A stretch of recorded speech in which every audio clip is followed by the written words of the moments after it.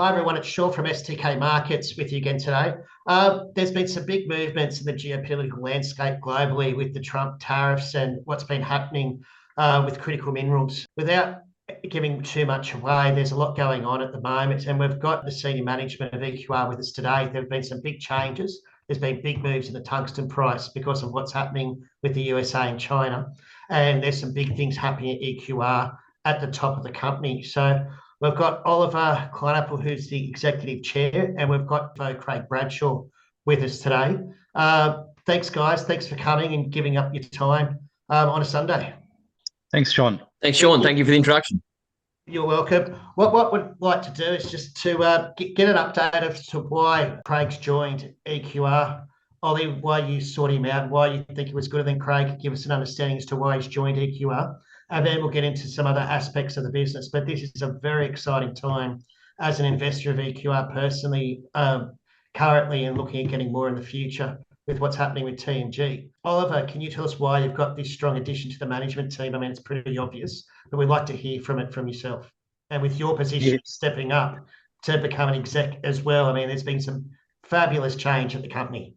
Yeah, certainly, Sean. And I would say I think that the positive for our shareholders or for the projects and the company is the fact that we've all been working with each other across different companies. Just to begin with Kevin, I think he has come forward to the board and basically highlighted the fact that he believes that the projects in execution, very important programs in Spain and Australia ongoing, that those require really very strong focus. And we've obviously listened very carefully and discussed internally and decided that one of the directors have to step in and support the company on a day-to-day basis. So I took that part on me. But Greg, no, I'm absolutely pleased. Again, Greg and EQR with his previous company, Marston High-Tech, the market knows very well that it's more than just a supplier-customer relationship. I think thanks to specifically Greg's leadership over the years, seeing EQR growing, understanding our vision and our pathway that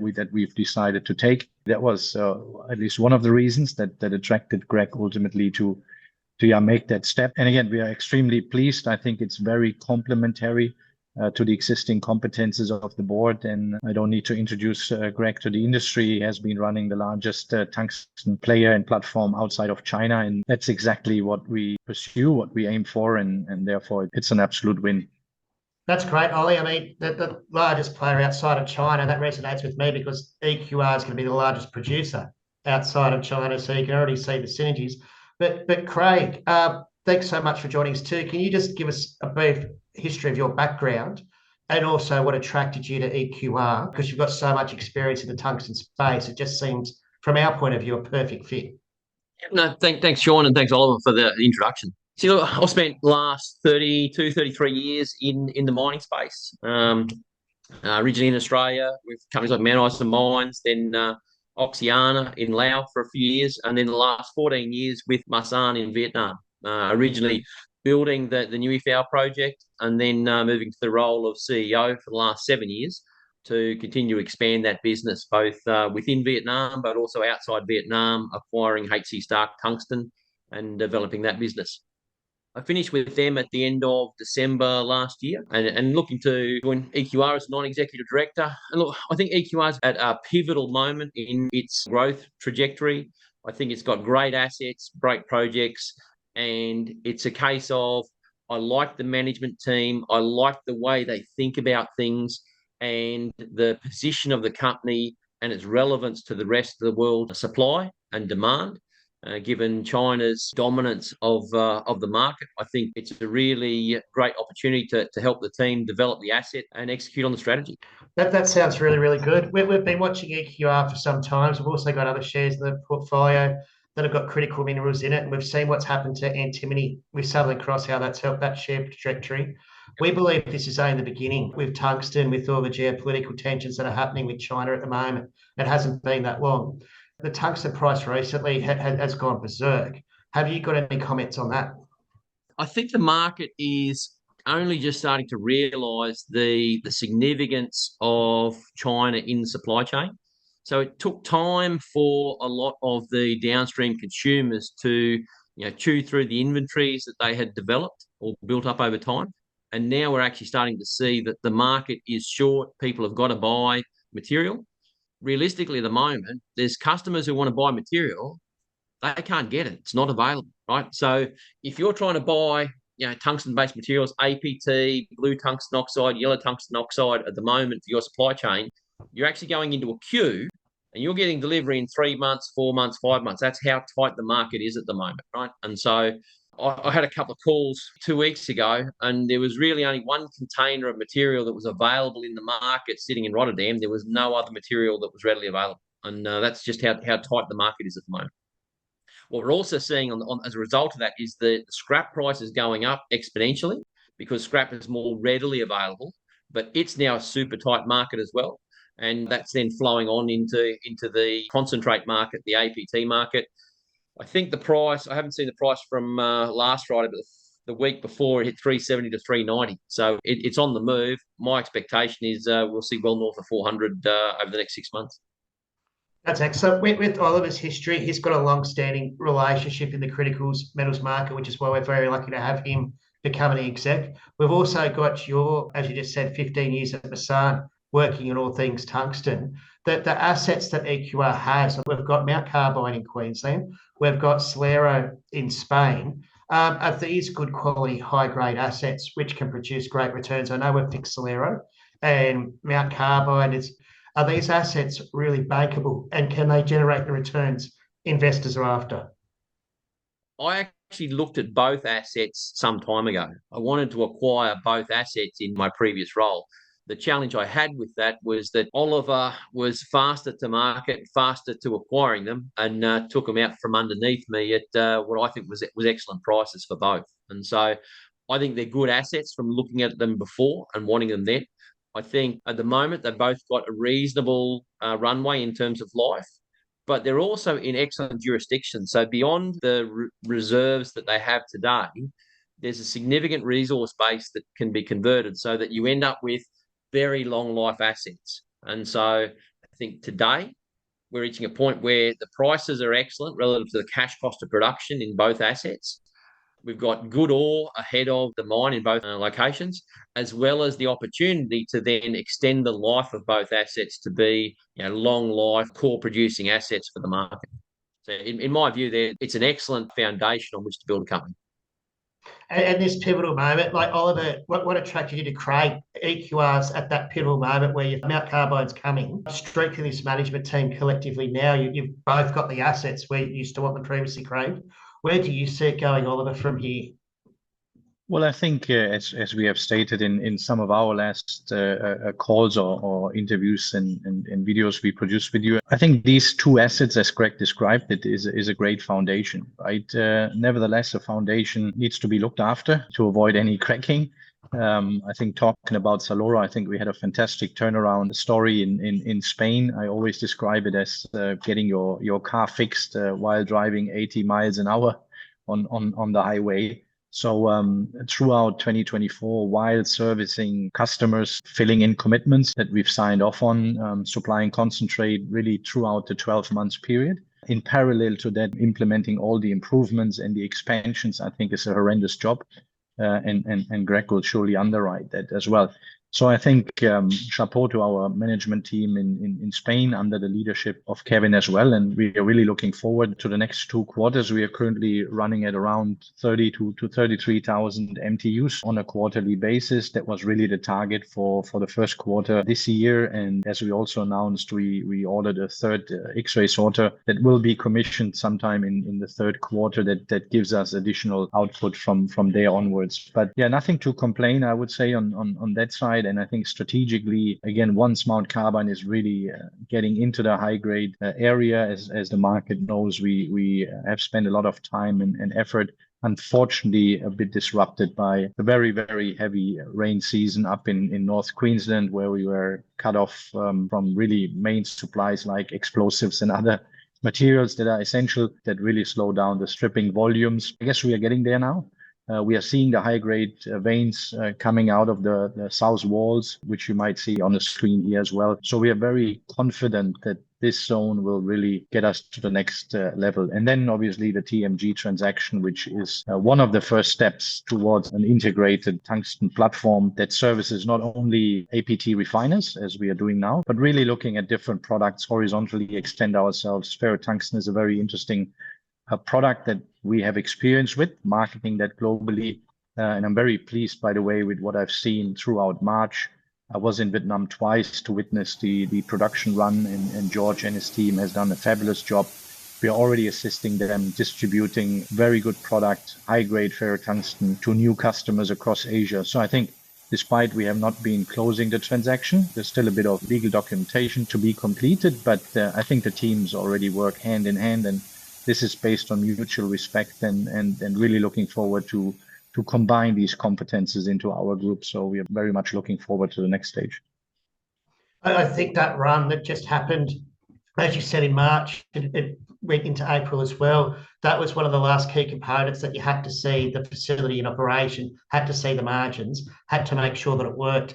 And from what you're saying, that has all been satisfied to EQR's due diligence. Yes, absolutely. So it was one of the major CPs, I would say, and we know how difficult it is to mobilize, large volumes of raw materials, to mobilize the team again. TMG had been on and off production.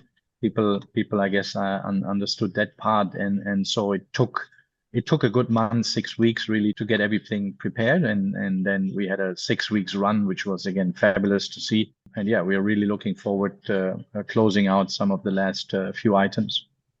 Craig, you've had some experience with George. You obviously being based in Vietnam, where the facility is. What's your view on the Tungsten Metals Group and how it fits in with EQR longer term?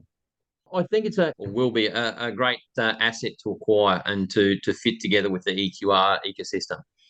I know George quite well. I've known George for most of the last 12, 13 years. I think the asset that we've got there, the TMG has got, because of the lack of material availability, George and the team have been very innovative, right? Within that context, they've been able to develop the system and process with the refinery and the smelter there, that they can now mix and blend different feed sources, and irrespective of the quality of some of those feed sources, they can run the smelter in such a way that they end up with a consistent high quality product at the end.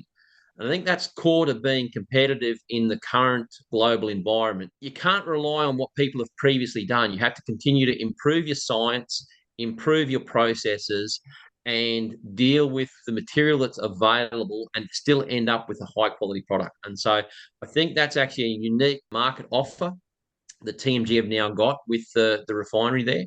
That will be super complementary with EQR having a base feed source for that material, as well as then being able to complement that with other material that you can get out of the market to then continue to produce. So and what it also does is it increases, from an EQR perspective, the addressable market. So if you're just producing concentrate, you've got maybe 20, 30 customers in the world that predominantly you'll supply to.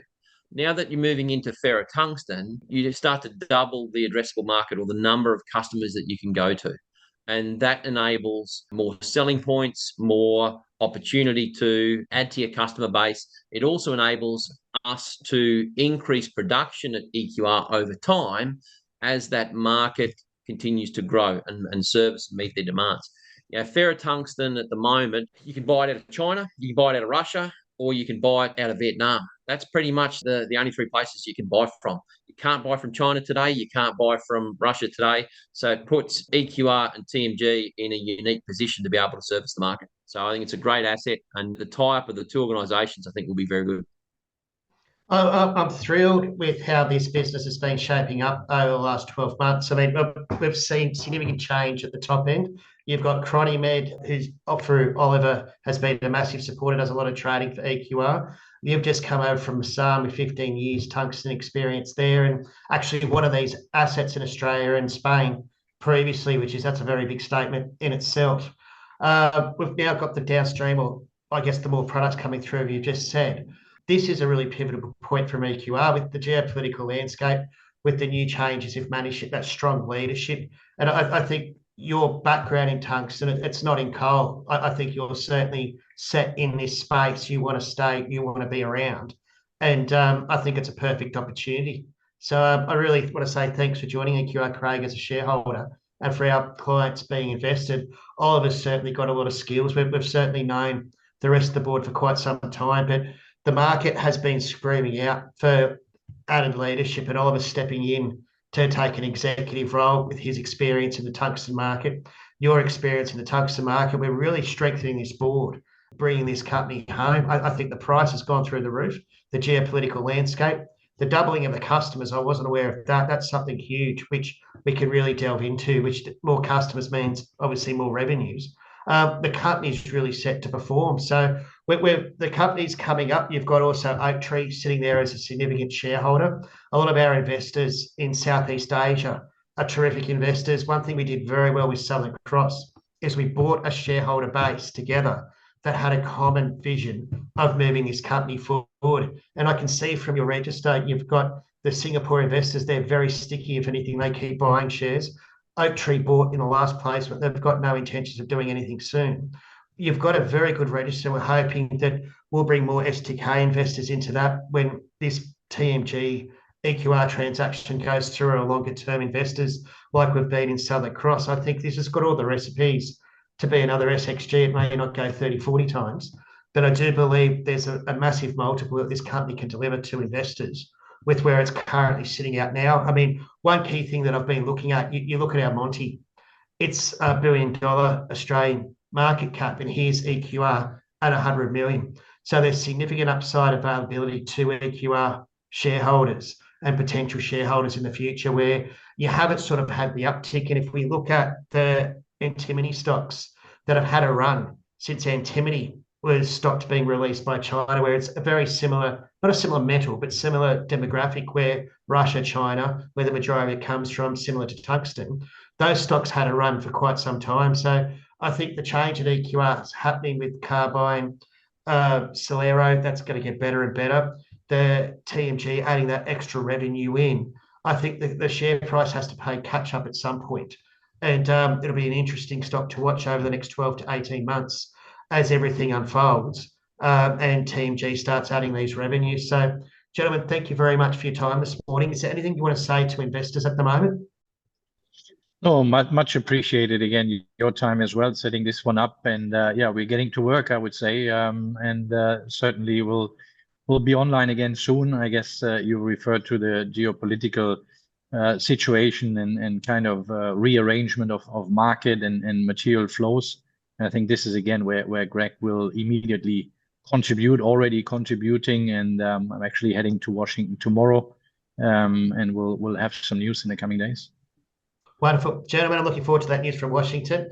But thank you very much for your time on a Sunday. You do go above and beyond. And Craig, welcome, and Oliver, as always, you're always accessible no matter what time of the day is. I get emails from you at 2 a.m, even when you're in Singapore. So I know you're always active. So it's really good management in this company, which is thrilling to see. It reminds me of Southern Cross. So it does make a big difference when you've got the right people at the top, and you guys certainly are. So thank you as a shareholder.